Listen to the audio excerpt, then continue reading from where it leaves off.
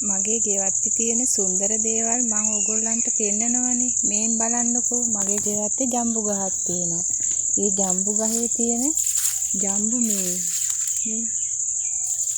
මේ ජම්බු මම මේවා මගේ අතින්ම හිටෝපියුවා. සමහර ජම්බු පැහිලා සමහර ජම්බු මල් තාමනේ ගෙඩි චූටි මල් හැදිලා.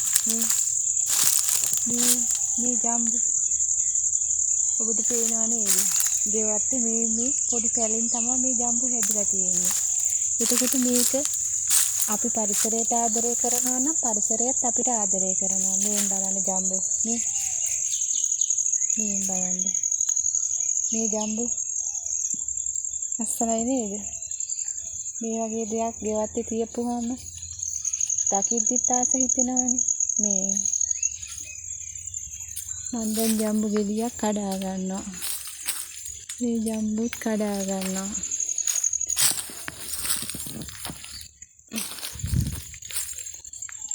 මේ ජම්බුත් කඩා ගන්නවා වැටුණා.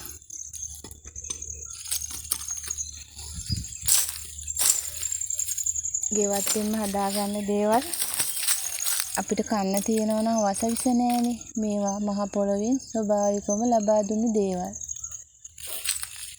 මේ බලන්න මෙන්න ජම්බු. මේ මගේ ගෙවත්තෙන් මං හදාගත්තු ජම්බු.